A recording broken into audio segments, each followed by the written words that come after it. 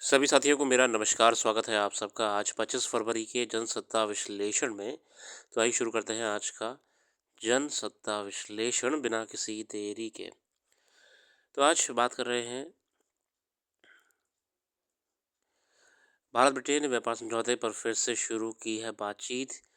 ये असल में फ्री ट्रेड एग्रीमेंट पिछले लंबे समय से, अगर हम बात करें 2-3 साल से रुका हुआ है। फ्री ट्रेड एग्रीमेंट भारत और ब्रिटेन के बीच में ऋषि सुनक साहब के समय से भी इस पे मुहर नहीं लग पा रही थी, मगर अब कीर स्टैमर भी आ गए हैं, तो प्रयास करा जा रहा है कि व्यापार को और बेहतर करते हुए अब नए कदम उठाए जाएं। अगला आर्टिकल है अमेरिका शुल्क वृद्धि का ज़्यादा असर भारत पे।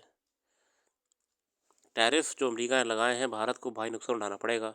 अमेरिकी राष्ट्रपति ट्रंप प्रशासन के कार्यकाल में कई एशियाई प्रशांत अर्थव्यवस्थाओं को उच्च शुल्क का सामना करना पड़ सकता है।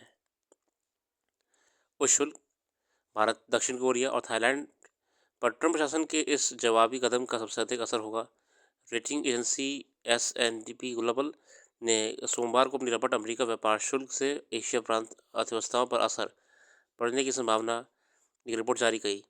उसमें ये बताया कि भारत पे और अन्य दक्षिण एशिया देशों पे बहुत भारी असर पड़ेगा व्यापार में। आगे देखते हैं। आज के संपादकीय इस क्रम में रहेंगे जानलेवा जाम, शांति की राह और समावेशिता का स्वप्न और स्त्री। जानलेवा का जाम, इससे बड़ी विडंबना और क्या होगी कि जनता की सुविधा के नाम पर जो व्यवस्था की जाए वही किसी के लिए जानलेवा साबित हो जाए। अगर अगर कहीं ऐसा होता है तो ये सरकारी इंतज़ामों और उससे जुड़े अधिकारियों की अदूरदर्शिता और लापरवाही का ही उदाहरण होगा, जिसकी वजह से किसी ऐसे मरीज की जान चली जाती है जिसे थोड़ी सजगता से बचाया जा सकता था। गौरतलब है, उत्तर प्रदेश के अयोध्या में श्रद्धालुओं की भीड़ और जाम के मद्देनज़र प्रशासन ने जो अवरोधक खड़े किए थे, उससे पीछे मकसद भीड़ को नियंत्रित करना बताया गया। मगर इस इंतजाम के पीछे अदूरदर्शिता और प्रशासनिक संवेदनहीनता तब सामने आई जब एक स्थानीय भाजपा नेता की तबीयत ज़्यादा खराब हो गई और सड़क पर लगे अवरोधक की वजह से उनकी गाड़ी समय रहते आगे नहीं बढ़ पाई। खबरों के मुताबिक भाजपा नेता के परिवार के लोगों ने वहां मौजूद पुलिस अधिकारियों से अवरोधक खुलवाने की गुहार लगाई। उस स्तर के अधिकारियों को भी फ़ोन किया, लेकिन रास्ता नहीं खुल सका। सवा घंटे जब अवरोधक हटाया गया, तब आगे भी हालात होने की वजह से गाड़ी समय पर अस्पताल नहीं पहुंच पाई और आखिरकार उनकी मौत हो गई। यानी भीड़ और जाम से निपटने के लिए बनाने के नाम पर व्यवस्था बनाने के नाम पर जिस तरह सड़क को बाधित किया जा गया था, उसमें आपात अवस्था में पहुंची किसी मरीज को भी आगे निकलने देने का ख्याल नहीं रखा गया। अंदाज़ा इससे लगाया जा सकता है कि मौके पर मौजूद पुलिस अधिकारियों को आपात अवस्था में पहुंचे किसी मरीज की नाजुक हालत देखने के बावजूद कोई विशेष इंतजाम करना जरूरी नहीं लगा। क्या यह लापरवाही के साथ संवेदनहीनता का परिचायक नहीं है? यह अकेले अयोध्या का मामला नहीं है। देश के अलग अलग हिस्सों में सड़कों पर लगने वाले जाम की वजह से लोगों और खासकर बीमार लोगों को होने वाली असुविधाएं कुछ कोई छिपी हकीकत नहीं है। ये तो है, आज भी समस्याएं हो जाती हैं। इसका सॉल्यूशन क्या हो सकता है, आप ही सोचिए। आरटीओ से जानकारी लेकर प्रशासन पहले तो ये जान सकता है कि कितनी गाड़ियाँ रजिस्टर्ड हैं उसके क्षेत्र में, और रिसर्च करने के बाद ऑन एन एवरेज कितनी गाड़ियाँ शहर के अंदर आती हैं और जाती हैं। कैसे? टोल प्लाजा से कितनी गाड़ियाँ एंटर हुई, कितनी गाड़ियाँ बाहर गई। देखिए, अध्ययन तो करना पड़ेगा। रिसर्च करने के बाद एक आइडिया ज़रूर मिल जाएगी कि कितनी गाड़ियों को संभालने की जिम्मेदारी हमेशा प्रशासन को रखनी पड़ेगी। उस हिसाब से प्लानिंग करें कि किसी भी ऐसी स्थिति में एम्बुलेंस और आपात सेवाएं कहीं भी बाधित ना हो। हमें सॉल्यूशन पे भी काम भी करना चाहिए। अगली है शांति की राह। अब रूस यूक्रेन संघर्ष रुक सके, इसके लिए कोशिशें तेज होती दिखने लगी हैं। यूक्रेन के राष्ट्रपति व्लादिमीर ज़ेलेंस्की ने कहा कि अगर उनके पद छोड़ने से शांति लौटती और यूक्रेन को नाटो के सदस्य मिलती है तो वे इस्तीफा देने को तैयार हैं।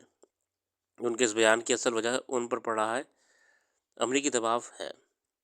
ट्रंप ने चुनाव जीतने के साथ रूस और यूक्रेन युद्ध रुकवाने का ऐलान भी किया था।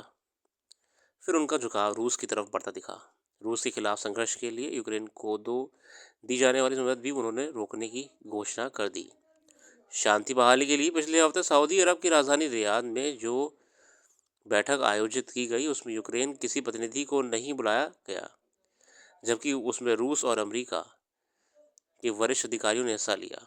देखिए, मीटिंग हुई सऊदी अरब में रूस यूक्रेन युद्ध को लेके। अब अगर आप कोई सुलह समझौता करा रहे हैं तो दोनों पार्टियों को बुलाना चाहिए, मगर उसमें सिर्फ रूस के प्रतिनिधि आए थे। यही टेंशन यूरोप को भी हो रही है कि अमेरिका क्यों एक तरफा इस युद्ध को ख़त्म करना चाह रहा है और क्यों झुका हुआ है रशिया की तरफ, रूस की तरफ। तो यूरोप को अपनी संप्रभुता पे सवाल खड़ा हो रहा है, इसलिए यूरोप भी बहुत इस समय ऑब्जर्व कर रहा है चीज़ों को। जिस तरीके से अमेरिका दबाव बना रहा है यूक्रेन पे, ज़ेलेंस्की पे, कि वो पीछे हट जाए, यूरोप भी कह रहा है ऐसी ज़रूरत नहीं है, हम तुम्हारे पीछे खड़े हैं। अभी तक यूक्रेन इसलिए रूस का मुकाबला कर पा रहा था कि उसे अमेरिका से मदद मिल रही थी। अब ट्रंप ने मदद देने से इनकार कर दिया है। इसे लेकर ज़ेलेंस्की की प्रतिक्रिया स्वाभाविक है। हालांकि इस रूस की तरफ अमेरिका झुकाव के अपने समीकरण है, उस पर इस हकीकत से मुंह नहीं फेरा जा सकता कि रूस यूक्रेन संघर्ष का पूरी दुनिया पर असर पड़ रहा है। और जैसे भी हो, सभी चाहते हैं कि वह शांति बहाली होनी चाहिए। इस युद्ध को चलते 3 वर्ष हो गए, करीब 2.5 लाख भवन ध्वस्त हो चुके हैं। दोनों तरफ से 1.25 लाख से ऊपर सैनिक मारे जा चुके हैं। हजारों आम नागरिकों की जान जा चुकी है। लाखों नागरिक विस्थापन का दर्द झेल रहे हैं। इस यूक्रेन युद्ध को रुकवाने के लिए कई तरह से कोशिशें की गई। भारत ने भी इस पर कई बार प्रयास करे। अच्छी बात है कि इस युद्ध के रुकने की संभावना नज़र आने लगी है।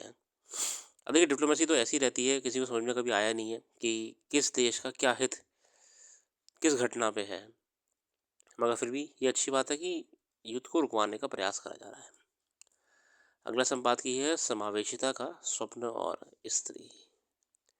ज्योति सिडाना जी लिखती हैं, समावेशी समाज एक ऐसे समाज को कहते हैं जहाँ सभी सदस्यों को इसकी सक्रिय, न्यायसंगत और सम्मानजनक भागीदारी हो। यहाँ तक कि ऐसे समाज में प्रत्येक व्यक्ति को उसकी जाति, लिंग, भाषा, धर्म का भेदभाव किए बिना समान महत्व दिया जाता है और उनका सम्मान किया जाता है। हमारे संविधान की प्रस्तावना में भी सभी की सम्मान सहभागिता की बात की गई है। लेकिन सवाल है कि क्यों इन संवैधानिक मूल्यों को प्रत्येक नागरिक अपनी चेतना का हिस्सा बना पाया है, और अगर हाँ, तो फिर लैंगिक भेदभाव की चर्चा करना बेमानी हो जाता है, और अगर नहीं तो वह समावेशी समाज की स्थापना कल्पना मात्र रह जाती है। स्त्रीवादी विचारक इस बात से इनकार करते हैं कि महिलाओं और पुरुषों में असमानता प्राकृतिक और अपरिहार्य है। उनका यह भी मानना है कि पुरुष सत्तात्मक प्रणाली महिलाओं की स्वतंत्रता की कीमत पुरुष की सभी श्रेणियों को स्वतंत्रता प्रदान करती हैं। इसलिए वे ज्ञान की उस व्यवस्था को भी चुनौती देते हैं जिसमें पुरुष वर्चस्व वाले समाज में उत्पन्न है, क्योंकि पुरुष सत्ता से जुड़ा हुआ ज्ञान महिलाओं को ज्ञान देने वाले के रूप में स्वीकार करने से हिचकते हैं। वो नहीं चाहते कि लीड करें, कि महिलाएं लीड करें।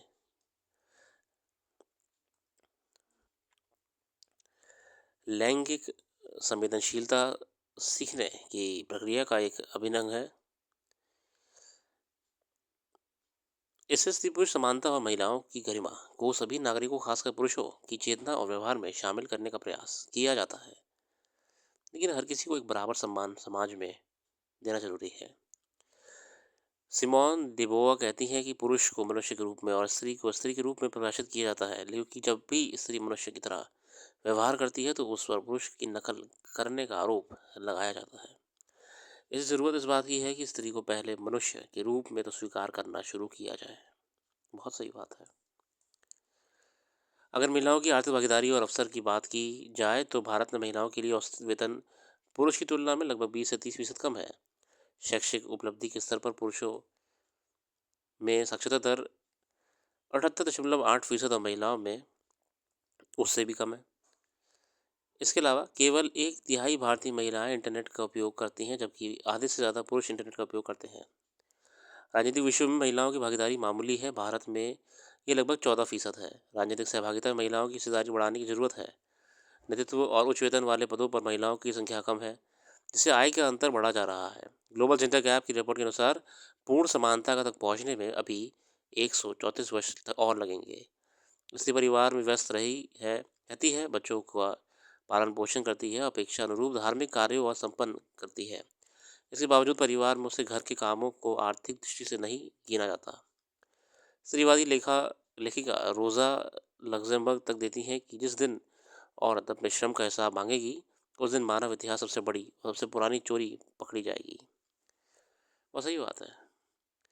स्त्री की आधारभूत भूमिका घरेलू है, इसलिए सभी समाजों में परिश्रमिक केंद्रित अर्थव्यवस्था में वह हाशिए पर नजर आती है।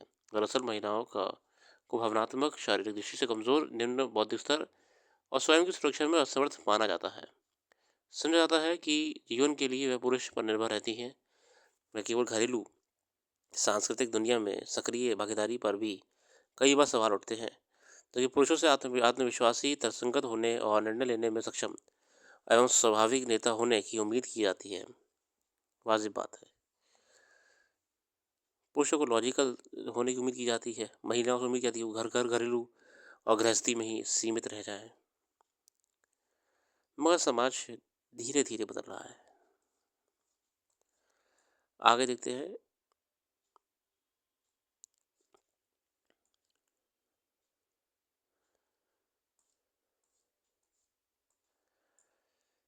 आगे फिलहाल ऐसी कोई विशेष खबर नहीं है, इसलिए आज के लिए रखते हैं। अपना कीमती समय देने के लिए बहुत बहुत धन्यवाद। कल फिर आएंगे नई वीडियो के साथ, जुड़े रहिए और वेबसाइट को भी ज़रूर विजिट करिएगा और डिटेल में करंट अफेयर्स वहाँ पे आपको देखने को मिल जाएगी। Thank you.